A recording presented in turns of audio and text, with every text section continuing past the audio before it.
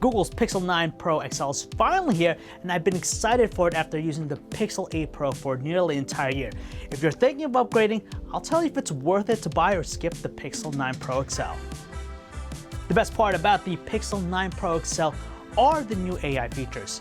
I've tried several of them, and I really like how they help me save time, especially with how well the phone works as a photo editor. For example, the new Magic Editor features are impressive, like being able to reimagine photos the way I want them to look by choosing what I like and I don't like, then using a text prompt to change it.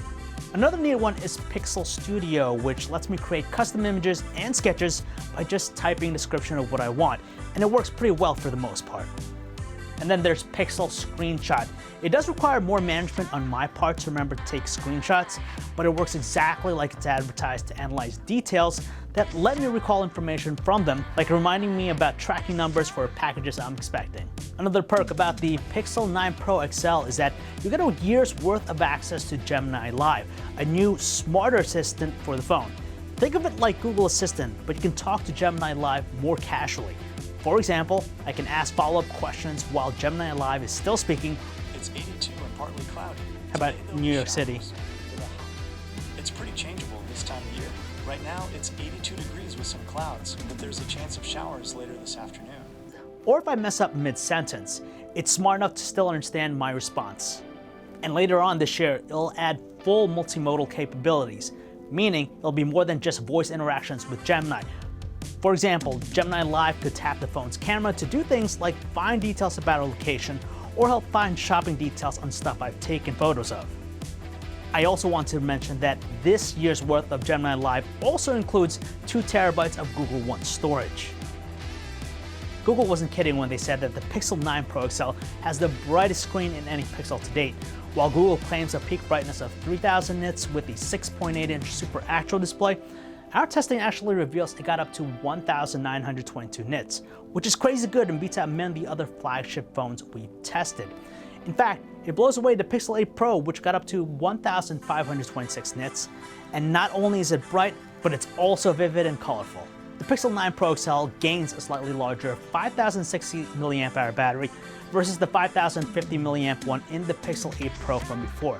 That said, you might think it wouldn't be any better in the battery life department, but it is thanks to the power efficiency of the Tensor G4 chip. In our testing, the Pixel 9 Pro XL averaged about 12 hours and 54 minutes in our battery benchmark test, while the Pixel 8 Pro averaged 9 hours and 46 minutes.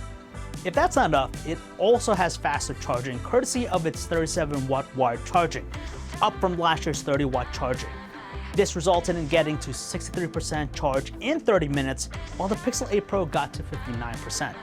I was always happy with the quality with the selfie camera in the Pixel 8 Pro, but Google betters it with an upgraded 42-megapixel front-facing camera for the Pixel 9 Pro XL. This is up from the 10.5-megapixel one from before. However, what really makes it nicer is that it has autofocus, so you can better isolate faces from the background, which works better with portrait photos. I also noticed the improved sharpness and clarity it offers. I'm big into video, so having more resolution to work with is always better for me as a video editor, and the Pixel 9 Pro XL gains 8K recording, which gives me the extra room to play around with in post to do things like digital pans and zooms without sacrificing too much on the quality. I can also crop down 8K videos for quick jump cuts if needed, although 8K video recording is locked to 30 frames per second. 128 gigabytes of storage is downright terrible, and I can't believe Google has continued to offer it as the base storage. Both the iPhone 15 Pro Max and Galaxy S24 Ultra come with 256 gigabytes of storage at the minimum, so I'm puzzled why Google hasn't upgraded the storage in its phones. I know it could quickly fill up 128 gigabytes shooting a ton of video, so it would have been nice to see it get upgraded to 256 gigabytes.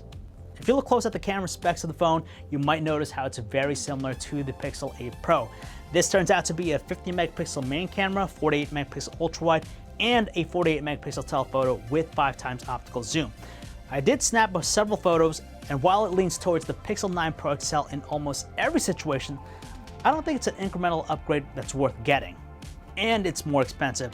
I don't understand Google's reasoning behind the price hike for the Pixel 9 Pro XL. This would be the second consecutive year that the larger size Pixel is getting an increase in price, since last year's Pixel 8 Pro got a $100 increase, which brought its starting price to $999. For the same size phone, you'll need to pay $100 more with the Pixel 9 Pro XL, now costing $1,099.